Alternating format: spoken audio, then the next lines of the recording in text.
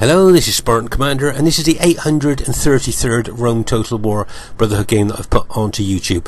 Just to say, we have normal 31k rules in this battle, but we've added a few extra ones, so there are no archers, no horse archers, no head hurlers, and no slingers in this battle. Okay, so none of those units are allowed. And as you can see, it's fought on a flat desert map, which is unusual for us to fight on. Okay, our first teammate is RTW player Punisher, who has bought his faction of choice, Greek cities, and he has got 13 Spartan units. And if you have a look at the upgrades here, you'll see that most of his army have got an experience stripe, gold shield, gold attack on. And that experience stripe really does make a difference, keeps your army fighting longer. And I think just 4 of his units have just got gold shield, gold attack on. Well, we know Spartans do really well with just gold shield, gold attack, so I think that's a pretty good, solid Greek cities army there of Punishers. As I say, that is his faction of choice. Our next teammate has called himself Invictus here, Ortus Invictus, but is in fact COH Terminator, so I understand. And he has got 4 chosen axemen, 2 knight raiders, 3 spear units, 3 berserkers, 6 cavalry, and 2 dog units. Okay, so there are the chosen axemen there. Remember, those axes are effective against armour and can cut wide swathes through heavily armoured troops like Roman infantry. And of course, they've got excellent morale, just like urban cohorts as well. So it'll be interesting to see how well he handles those.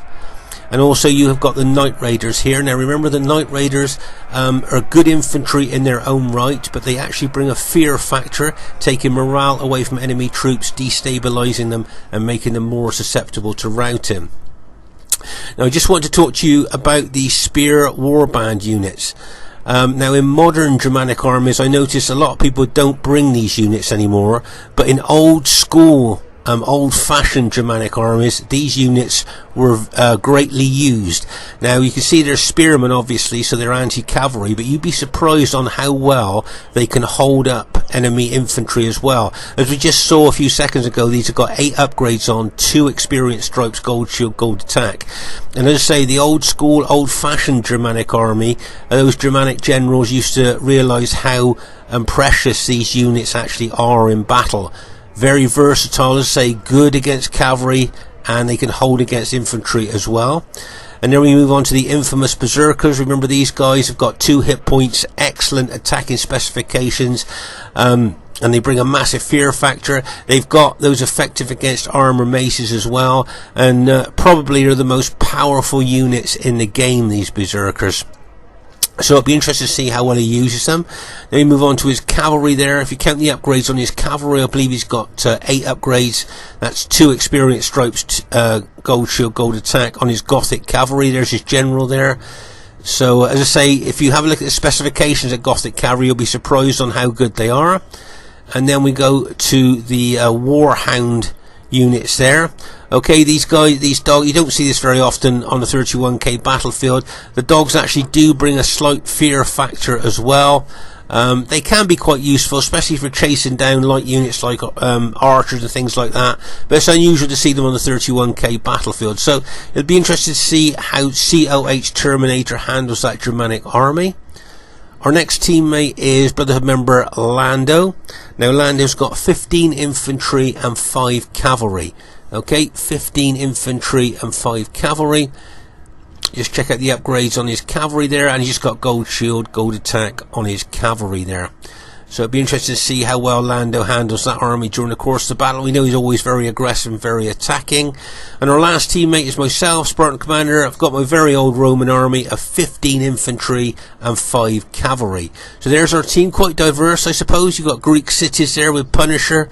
We've got Germania there with COH Terminator. We've got Scipii there with Lando, and Julii with myself. Should be a cracking battle for you to watch. And here is the other team. We have RTW player Ambiorix, and he has got 16 Sacred Band Spearmen and 4 Cavalry. Yep, 16 Sacred Band Spearmen and 4 Cavalry. Let's have a quick look at the upgrades in his battle formation there. You'll notice his forward units that make first contact with the enemy and will take the most casualties have only got gold shield, gold attack on. And you notice that the last 2 rows of troops in his battle formation have got 8 upgrades on, 2 experience stripes, gold shield, gold attack. So he's got staggered upgrades through his battle formation there. And if you notice here is cavalry, he's got Sacred Band cavalry and a fast moving armoured cavalry general unit there, which will prove to be very useful later on in the battle, as we will see. Okay, their next teammate is Brotherhood member Barclayman, who has bought his faction of choice, and that is Pontus. Now he's got 15 pikes and 5 what I call suicide chariots. Okay, and you'll see what I mean later on. If you look at his battle formation there, you'll see that his forward units have got 7 upgrades on, an experience stripe, gold shield, gold attack. As you move further back in his battle formation, you'll see that the other units have got 8 upgrades, 2 experience stripes, gold shield, gold attack. And just look at the length of those Pontus pikes there. I mean, our troops have got to fight all the way down those pikes to kill the man on the other end, and that is quite a tall order there. And there you are. And then we've got his chariots here. Now remember, these guys he's only got 3 upgrades on his chariots. There's a reason for that. And the reason for that is because he wants them to go berserk within the enemy lines there. Remember, these have got big attack specifications. They bring a massive fear factor. But if they run amok, they kill both friend and foe alike, and they seem to be stronger in amok mode than they do in normal mode.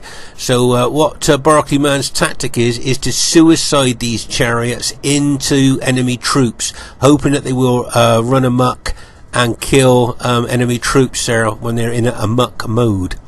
Okay, their next teammate is someone who's called himself OTD Chinny Poo, but is in fact Scorpion King SR. He's got 3 light auxiliary, 11 infantry and 5 cavalry. Okay, unusual army build here. There you are.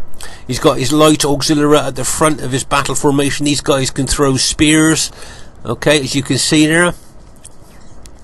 That's part of his pilot shield formation. Then he's got a urban cohort behind them. There, that's all part of his pilot shield units there. And we move back into his main battle formation there. You'll see he's got an eagle unit, which of course is a morale boosting unit. And if you have a look at the upgrades on his infantry, I think he's got mixed upgrades. The rear line of his battle formation there have all got an experience stripe, gold shield, gold attack on them. So remember, that experience stripe really does make a difference. There, the rest of his urban cohorts are just gold shield, gold attack, which I think tells me that his cavalry is probably only gold shield, gold attack. They were up just gold shield, gold attack on his cavalry. So it'd be interesting to see how well Scorpion King does with that army during the course of the battle. Now, their last teammate is Brotherhood member Mantu, who has bought the Numidian faction.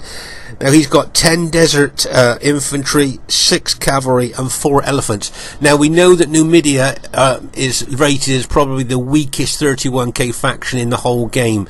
So to make it a bit more competitive, I've allowed in this game 4 elephants max and no artillery, and that is the only rules for Numidia. 4 elephants max and no artillery, so he can bring whatever he likes from the Numidian faction. Now if you notice here, he's got a desert spearman. If you count the upgrades, they are fully upgraded. 3 experience stripes, gold shield, gold attack. There's a close-up of them if you haven't seen them before. Of course, because they got spears, they're going to be good anti-cavalry troops, and of course they're going to get the desert bonus as well. So not only are they fully upgraded, they're going to get the desert bonus as well. So it'll be interesting to see how well they do. And then he's bought his cavalry there, the long shield cavalry. He's just got gold shield, gold attack on them.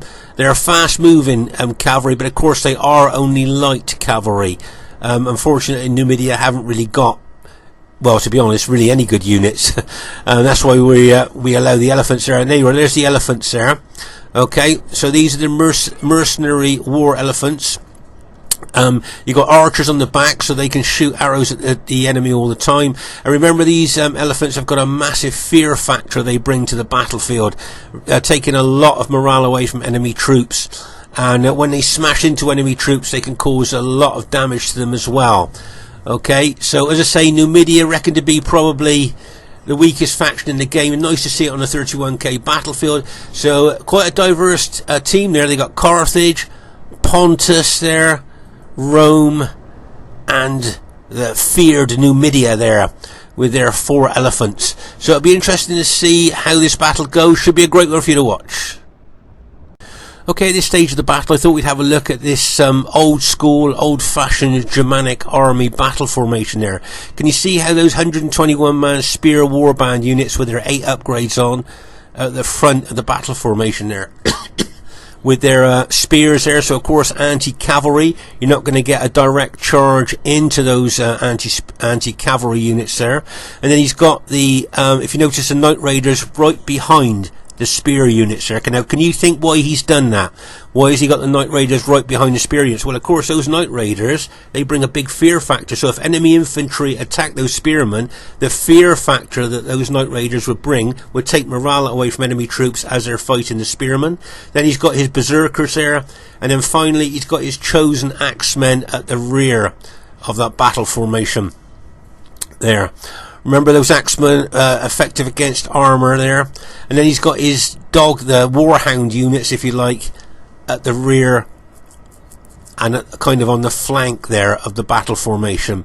So as I say, with those spear warband units there, you don't see most modern Germanic generals bring them, but they are very good. This battle formation, I would say, is something like I would have seen like 15 or 16 years ago. Okay, at this very, very early stage of the battle here, you'll see that, can you see that Lando is moving his Scipio army over towards the right flank? Can you think why he's doing that? Well, if you have a look at the enemy factions that we're facing, you won't be able to realise why he's doing that.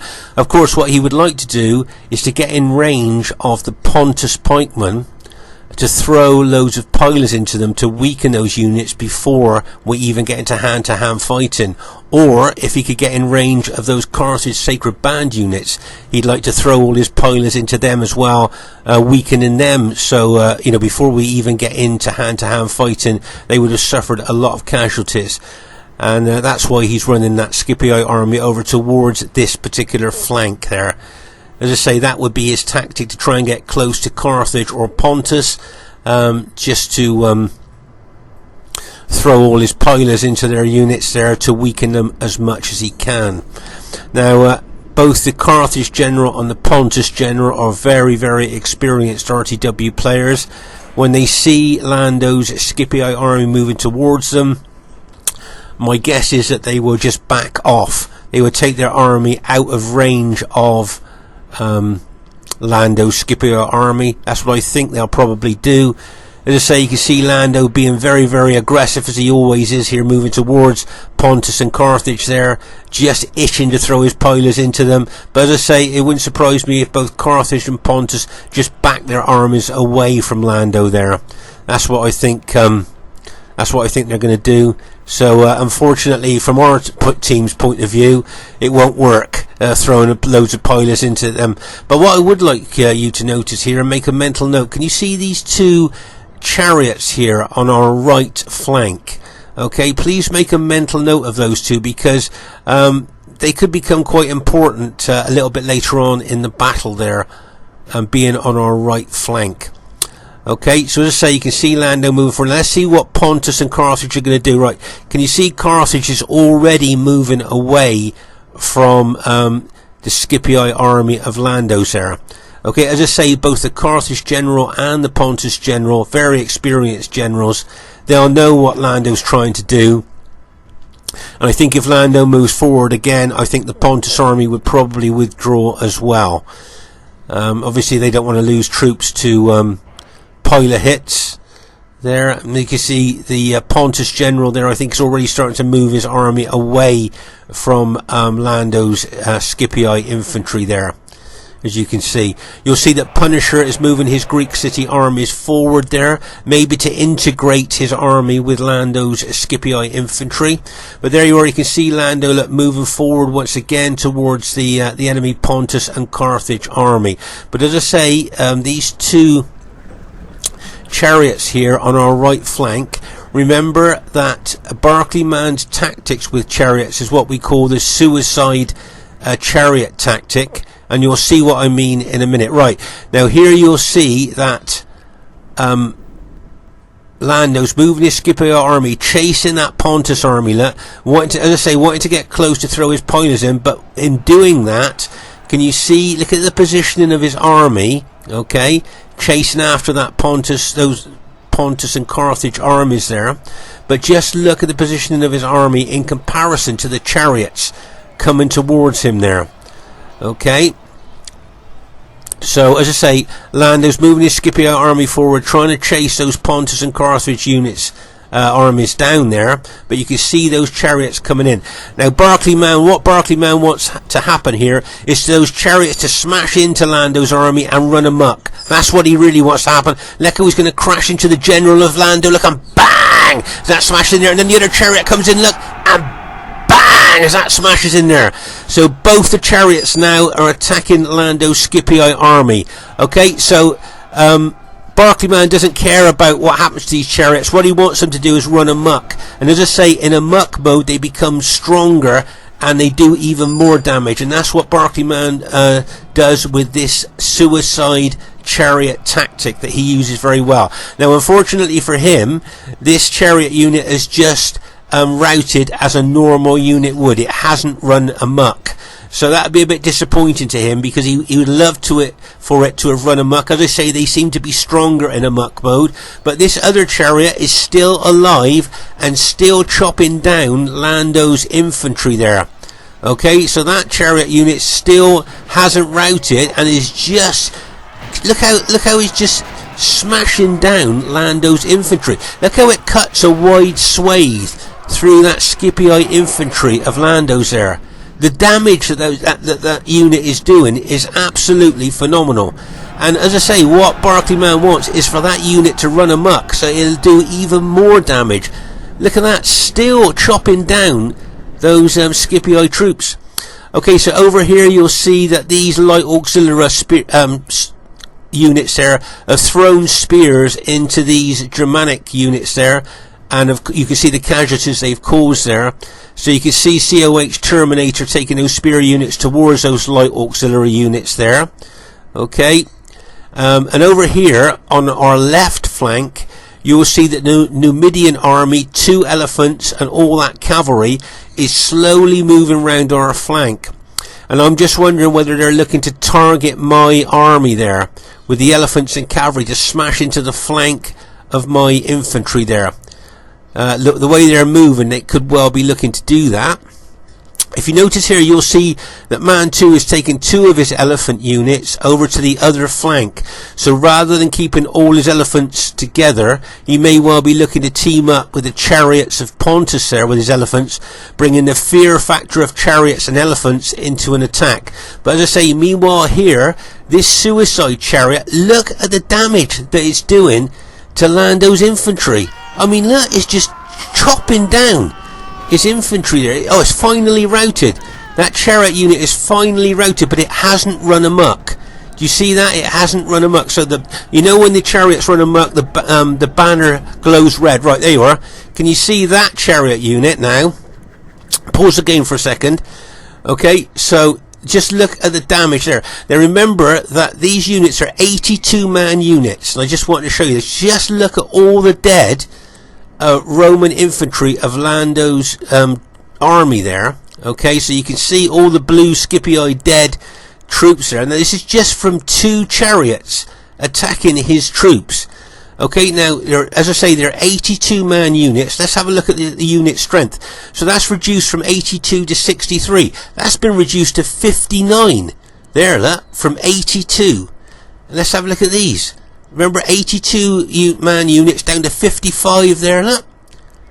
55, they're down to, what's that, 61? Down to 52? Oh my gosh. So you can see these units have been great. They're down to 55 there, look. 82-man units reduced to these numbers. They were down to 63. There, look. So, just by 2 chariots attacking them. So it just goes to show the destructive power of what the chariots can do to Roman armies there. Just look at all the dead. And that is what we call Barclayman's suicide chariot tactics. And you can see how effective they are on the battlefield there.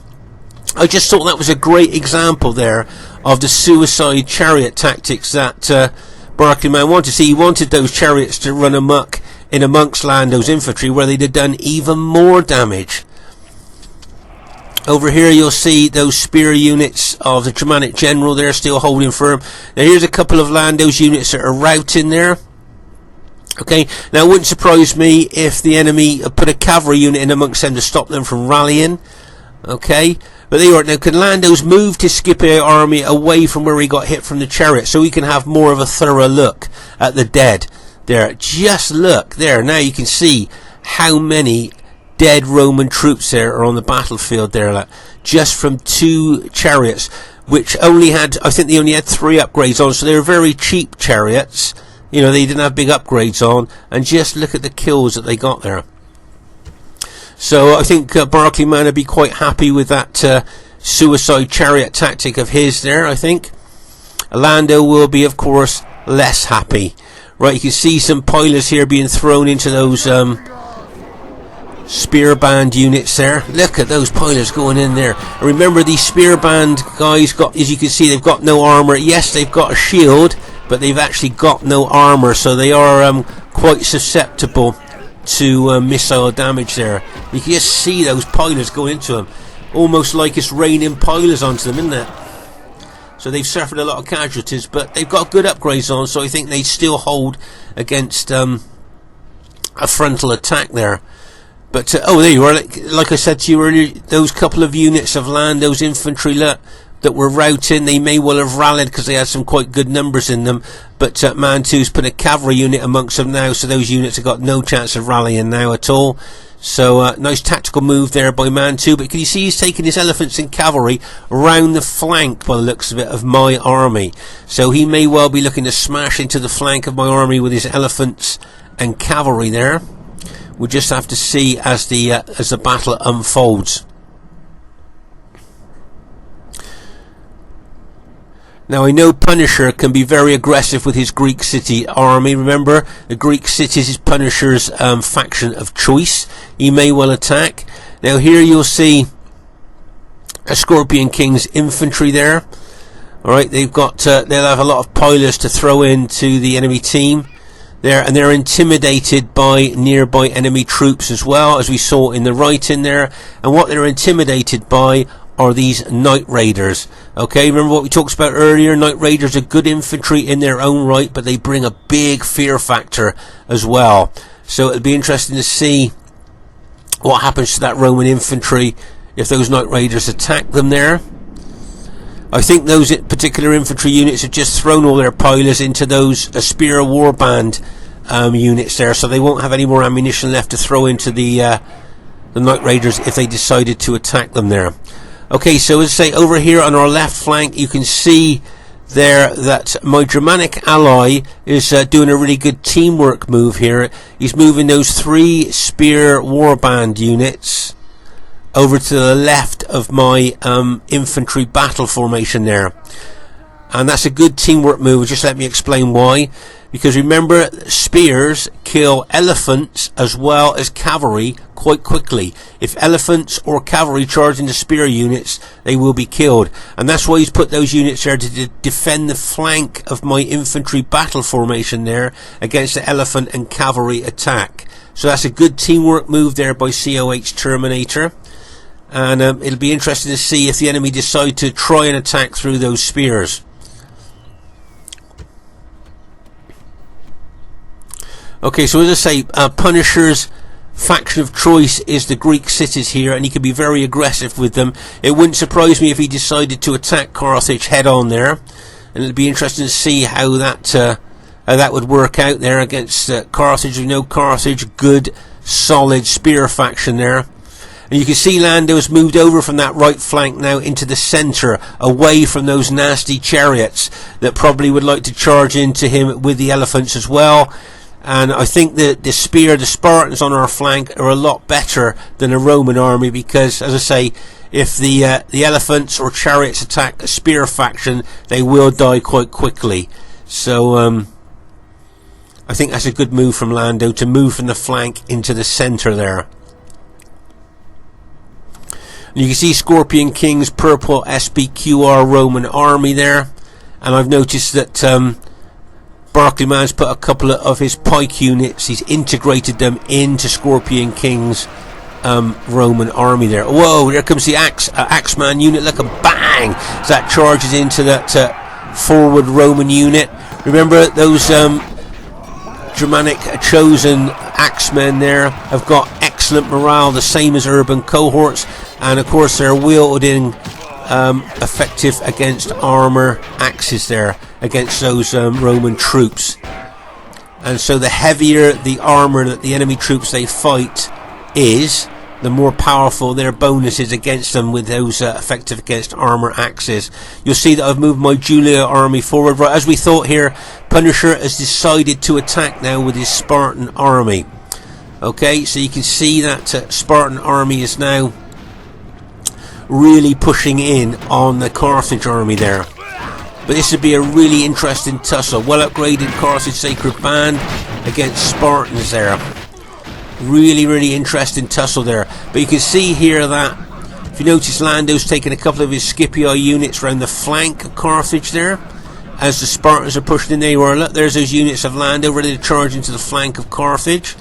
Okay, but also what I like about Punisher here is, can you see that he's got spear units to defend his flank against any possible elephant attack into the rear or flank of his attacking Spartans.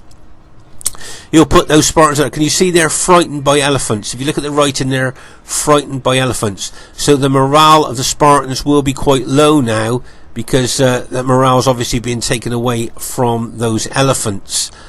Right, now you'll see here, can you see there's a couple of Germanic berserkers have gone berserk. Now the Germanic general hasn't activated them, but what has activated them is that, and this is something that you do see now and again, Ambiorix there has bought that fast moving cavalry unit we looked at earlier around the rear of our armies, and have actually activated those two berserkers. Remember, when the enemy unit gets close to a berserker unit, it activates it, and the moment those berserker units become activated, they go out of the control of their general and they just chase the nearest enemy unit. So that was a nice move by Ambi there, getting that fast moving. Remember, we looked at that fast moving cavalry unit earlier on in the battle when we were looking at the army builds, and he's brought that cavalry unit round behind us and has hit those two berserker units and have activated them both. So those units now have been activated, and the Germanic general did not activate them. So those units now, as I say, will be moving towards the nearest enemy unit. Okay, now you can see those berserker units now are moving towards the Carthage Sacred Band units. So that might have been a bad move there by Ambi, because the Germanic general might not have activated those berserkers at that stage, but those berserkers, as I say, been activated by Ambi, and the morale of Ambi's Carthage Sacred Band units are going to be dropping like a stone. He's got Scipii and Germanic troops coming in on the flank of those Carthaginians there, plus of course he's fighting the Spartans at the front there. Can you see, intimidated by nearby enemy? You can see the Carthaginians are already intimidated by nearby enemy, so their morale is dropping like a stone. They're being attacked from the flank. They got berserkers coming in on them, and they're fighting the Spartans as well. So you could well see a mass rout here on this particular flank. I'm just looking at the morale sapping abilities of those berserkers, plus those Carthaginians are being hit in the flank by berserkers, as I say, and Scipii troops. Get ready for this. This could be a mass rout of the Carthage army as they pour in there. Look at the, oh my gosh,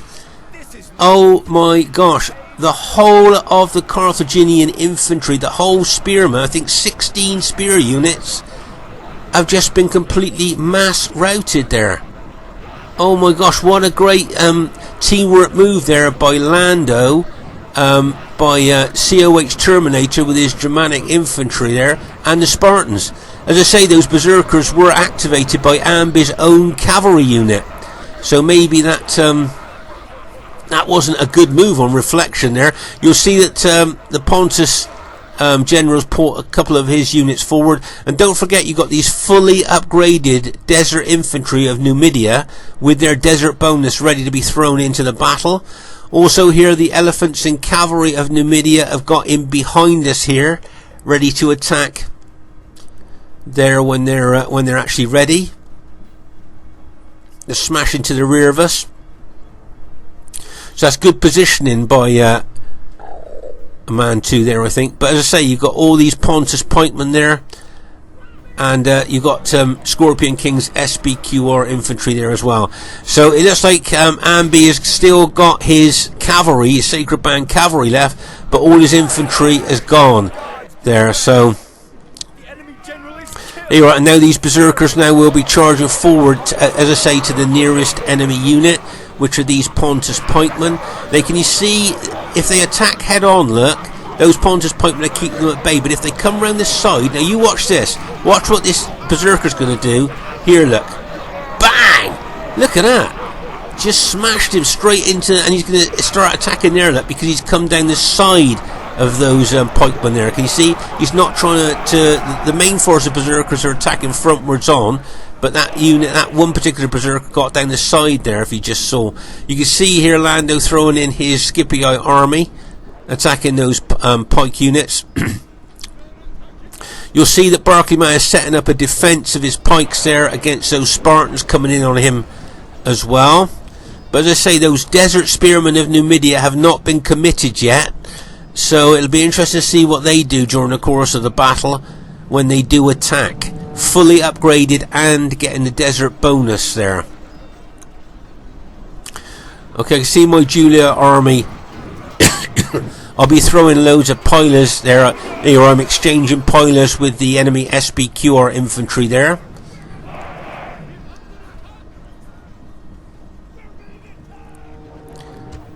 Let's just pause the game for a second here. So I just want to show you something over here. We saw all that Carthage, all those Carthage spearmen rout, and they would have rallied. Make no mistake about that, they would have rallied. But if you notice there, COH Terminator put one of his Germanic units in amongst those routing Carthage units, killing them as they're running away and stopping them from rallying. If you notice, there's a trail of dead Carthaginians all the way from where they were first routed. That Germanic unit that COH Terminator put in amongst them, that's been killing them and stopping them from rallying. As I say, most of those units would have rallied if they'd have been left alone. So well done to Terminator there for chasing those Carthaginian units down and stopping them from rallying. Okay, so over here you'll see that Scorpion King's SBQR army is getting ready to engage there. You'll see the Spartans of Punisher closing in on that one Pontus unit there. As I say, Barclayman here is going to set up a good defence with his pikemen, I would think. As I say, Pontus is his faction of choice, so he'll be ready to defend against Spartans there, putting the long pikes of Pontus up against the short spears of Spartans there. That's what he'll want to do. And as I say, those Numidian desert spearmen haven't been activated yet, so it'd be interesting to see what they do when they come into the battle.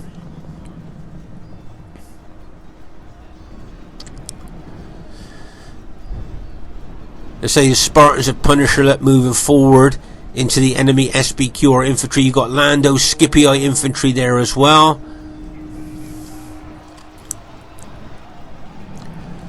You can see that Numidian cavalry there, I think, just chased down and killed a couple of Germanic infantry units there. I've got my cavalry locked and loaded. Notice I'm keeping my cavalry close to my infantry, so if all these enemy cavalry and elephants come in, I've got infantry to help my cavalry if need be. Now these two Germanic units here look very exposed to a massive hit, exposed and isolated there.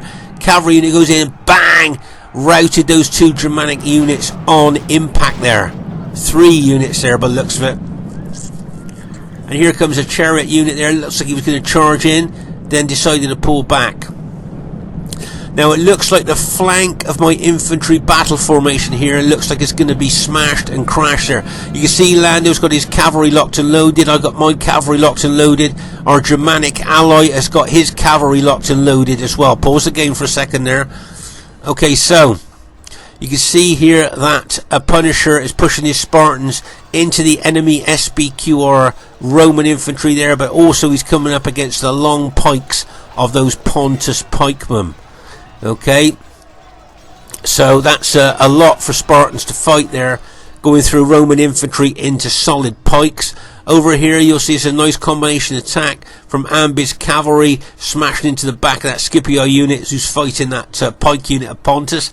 As I say, these fully upgraded desert infantry have not been brought into the battle yet, so it'll be interesting to see what happens when they are.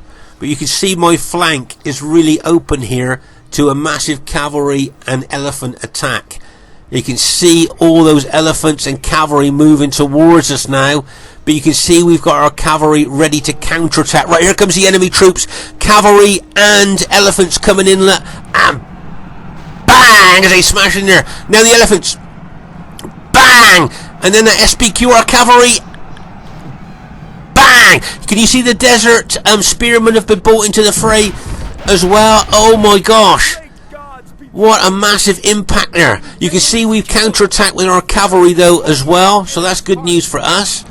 But you can see, as I say, the desert spearmen have now been committed. Remember, they're fully upgraded, plus they're getting the desert bonus as well, charging into my red Julii troops there. But look at that massive SPQR cavalry attack, elephant attack, Numidian cavalry attack coming in on me there. And you can see that, as I say, Lando's attack with his cavalry. I've got my cavalry counter-attacking, and you've got the Germanic general counter-attacking with his cavalry as well, fighting these elephants here.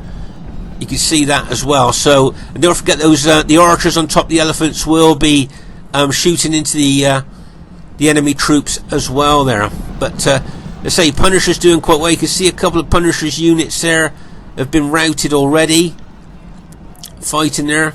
This is a nice move here by Barclayman, taking one of his pike units around the flank of the Spartans there in an attempt to roll them up. And I can see that cavalry of Ambiorix, so those Sacred Band cavalry, looks like they're going to smash into my battle formation actually. Yeah, there you go, look, going to smash into the flank of my Julii infantry, look, and bang! As he smashes in there. Oh my gosh. Still my infantry's holding though. That was a great counter-attack by my allies' cavalry there to help me out, and my cavalry's in there as well, of course. There you can see the Germanic cavalry now is turned on to those Sacred Band cavalry of Carthage. There's a chariot unit coming in. Can you see the Pontus general is a chariot unit? He's charging it in there, look, bang, as he charges it into that Germanic cavalry. Oh my gosh, you see those chariots there trying to take down as many of those Germanic cavalry as it can.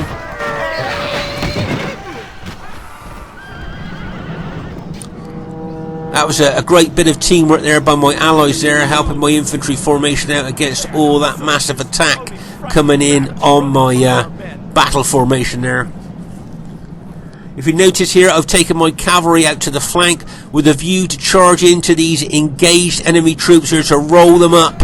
Looking at it from right to left here, can you see my cavalry penetrating into the enemy troops there? Look, bang! As they smash in there, trying to roll the enemy up from right to left. Looking at it from this angle, you've got the Germanic general charging his Gothic cavalry in as well there. And there you are, we've managed to rout those enemy troops that were attacking my battle formation there. Great teamwork there by my allies. You can see Punisher Spartans are still holding out against the big attack there, but we're just kind of just rolling up the rest of the enemy troops there. Sorry, my voice might be a little bit rough. I'm just getting over a bit of a nasty cold, so please excuse my voice. So as you can see there, a couple of Pontus pike units left there that we're attacking with our infantry and cavalry there. I think Barclayman seems to have done very well with Pontus in this battle. It wouldn't surprise me if he got some really good kills. Let's say we're just trying to finish off the last of those units there, but it does look at the moment like our team has managed to go on to win the battle there. And I think that's the last of the Pontus units have just been routed there. It looks like our team have managed to go on to win the battle there. But as you can see, it's quite a spread out battlefield if you look around, isn't it? Everywhere you look, you can see dead troops there. So it just goes to show. Over here, this is where Lando's Scipii infantry were first hit by those two suicide chariots of Pontus. You can just see how many dead, Scipii infantry there. And then over here, you've got, this is where the Spartans were fighting the Carthaginians before the whole Carthage infantry was routed there by an attack by Lando and a Germanic general there, after those two berserker units were set off by a Carthage cavalry unit here. Here you can see some more dead Germanic axemen by the looks of it there. As we move across over here, more elephants dead here, look, as they charged in on the flank, I think, of my battle formation. There you can see that, you just piles and piles of dead there. Just goes to show how tough the fighting was here by just looking at the piles of dead. Oh my gosh. Great counter-attacking by my allies though with their cavalry there, I think really helped in this battle. But as I say, you can see there, really intense fighting. So just say well done to our team there. We just as I just managed to go on to win the battle there. Okay, so the first thing I'd like to say is really well played to everybody in the game. I thought everybody played well, and I was surprised it was an average victory there. I thought it would have been they were an average victory. I thought it might have been a close victory there, so I think we did quite well there to get an average victory there. And the highest kills in the game goes to Brotherhood member Barclayman with his Pontus, his faction of choice, 1,755 kills. So well done to Barclayman. As I say, he has made Pontus his faction of choice now. So really well done to him getting those great kills. Ambiorix there got less than 1,000 kills, so he'll be a bit disappointed with those kills. But as we saw, his entire infantry was routed by a combination of Germanic, Scipii and Spartan attacks on his troops, on his infantry there. As I say, well done to Barclayman, highest kills in the game. Well done to Scorpion King, got over 1,000 kills, so that's good, he did well there. Mantu got less than 1,000 kills, so he'll be a bit disappointed with Numidia. But bearing in mind, if you look at those poor kills for Numidia, and yet the enemy team still managed to get us only to get an average victory, I think that's pretty good. I think that's a pretty good reflection on the enemy team there. You know, it could have been a clear victory, but only average. I'm quite happy with my kills, 1,630, yeah. That's quite good kills, quite pleased with that. Well done to Lando, he got less than 1,000 kills, so he'll be a bit disappointed with his kills, but I thought he played very well. Very usual aggressive self there. Suffered a lot of casualties from those suicide chariots. Well done to COH Terminator, got some good kills with Germania there. Well done to him. And well done to Punisher there, got some good kills with his Greek cities there. I thought he played very well. I just want to show this back because I thought it was interesting to see A, Numidia on the 31k battlefield, and B, nice to see suicide chariots in use. Okay, Spartan Commander saying bye for now, see you soon.